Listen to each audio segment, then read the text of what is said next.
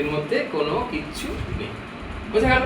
তাহলে শুভ বিজয়া শব্দটার তাৎপর্য হচ্ছে যখনই আমরা ইন্দ্রিয় আসক্তির প্রতি বিজয় প্রাপ্ত হব তখনই আমাদের জীবনটা শুভ হবে। তার আগে শুভ বিজয়াটা মৌখিক।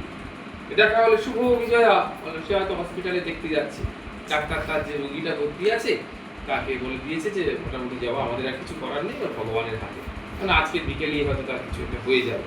তাকে বলে শুভ বিজয় আছে, বলে হ্যাঁ শুভ বিজয়। তাহলে এই শুভ বিজয়টা কোথা থেকে বেরোবে? ঠোঁট থেকে বেরোবে। ঠোঁট থেকে বেরোলো, কারণ তার হৃদয় থেকে কখনোই বেরোতে পারে না। কারণ কি করে সে বলবি যে বিজয়টা শুভ হচ্ছে? সাংঘাতিক ব্যাপার হচ্ছে, সে উদ্বিগ্ন অবস্থা, কষ্ট করছে। তার মানে তার ইন্দ্রিয় সম্পূর্ণরূপে ওই ঘটনাটার প্রতি নিমগ্ন হয়ে আছে, ইমার্সড ইনটু দ্য ইভেন্ট, মানে নিমগ্ন হয়ে আছে ওই ঘটনার প্রবাহে, তাই তো? তাহলে সে শুভ বিজয় কি করে বলবো? তাহলে এটা মৌখিক, একদম কমপ্লিটলি ওরাল। তাহলে সেই জন্য আমাদেরকে বলছে যে কখন শুভ হবে, যখন আমরা ইন্দ্রিয় আসক্তির প্রতি আমরা বিজয় প্রাপ্ত হব, তখন অটোমেটিক্যালি বললেও শুভ, না বললেও শুভ। কেউ অভিশাপ দিলেও যে তোমার অশুভ হোক, তবু আমার পরের দিন থেকে দেখা যাবে ফুলে ফেপে বেড়ে উঠছে, মানে শুভ সব, কারণ আমি ইন্দ্রিয় আসক্তির প্রতি কন্ট্রোলটা আনতে পেরেছি। আচ্ছা, এই যে মাকে নিয়ে দিয়েছে, আমাদের একটা মনে কষ্ট হয়, এতদিন পুজো করে নিয়ে জলে দিয়ে দিই, এটা তো কষ্ট হয়। একটা মূর্তি থাকে, এটা তো মূর্তি থাকে, যে মূর্তিটাকে আমি পুজো করলাম, যে মূর্তিটাকে কয়েকদিনের জন্য আমি এনেছিলাম, এর আগে তো মূর্তিটা ছিল না আমার বহিরঙ্গে, এটা পঞ্চমীর দিন পর্যন্ত বহিরঙ্গে মূর্তিটা ছিল না, অন্তরঙ্গে ছিল। আবার পঞ্চমী থেকে পুজো শুরু হলো, পঞ্চমী সন্ধ্যা থেকে বোধন, এবছরের জন্য বলছি, ষষ্ঠী সপ্তমী অষ্টমী নবমী দশমী, আবার সেই অন্তরঙ্গেই মা চলে গেল। তাহলে মা অন্তরঙ্গে থেকে গেল, সেই অন্তরঙ্গ থেকেই মা আবার কৃপা বিতরণ করছেন, আমাদের সাহায্য করছেন, আমাদের সঙ্গে রয়েছেন, সবকিছু। বহিরঙ্গে মায়ের যে রূপ লাবণ্য, রূপ মাধুর্য যেটা আমরা দেখেছি এতদিন, সেটা চর্মচক্ষে দর্শন করেছি।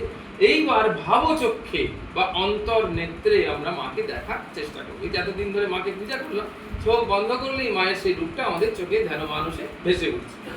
এই ধ্যান মানুষে কি হয়? 364 দিন নয়, 360 দিন দেখে, তাই না? 365 দিন পরে পরে মা আসছে না?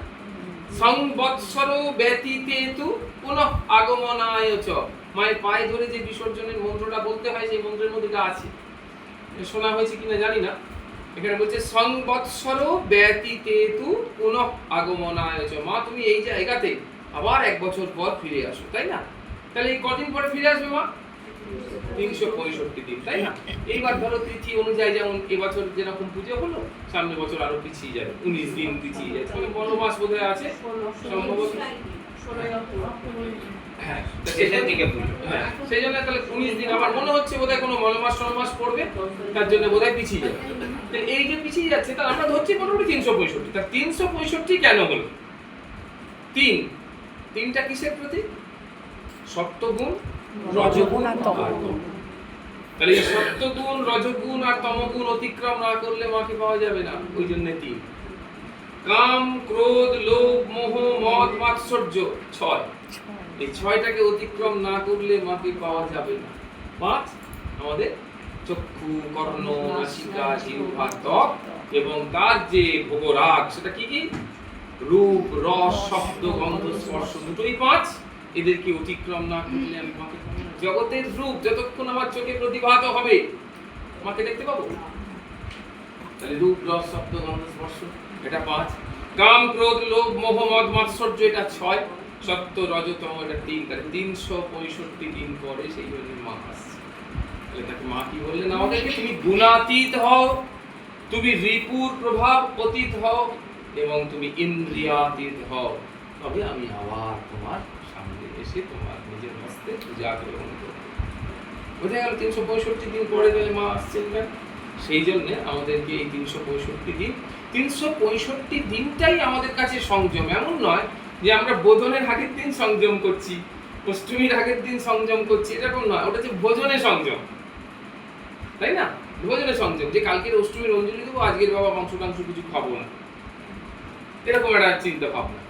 কিন্তু আমাদের সংযমটা কি একেবারে বিসর্জনের পর থেকেই শুরু হলো, আবার আবাহন পর্যন্ত। এটা হলো আমাদের সংযমের পিরিয়ড। এটাতে যদি সংযম ঠিকঠাক থাকে, তবেই মা আবার আমাদের আহ্বানে সাড়া দিয়ে পুনরায় সংবৎসর ব্যতীতে তু পুনরাগমনায় চ। মা আবার ফিরে আসবে। তাই তো এটা বোঝা গেল? হ্যাঁ। তাহলে আমরা আজকে যে 9 তারিখের কথা বলছিলাম, 9 তারিখ সেটা হচ্ছে গিয়ে শুভ বিজয়া, এই 9টা শব্দের মধ্য দিয়ে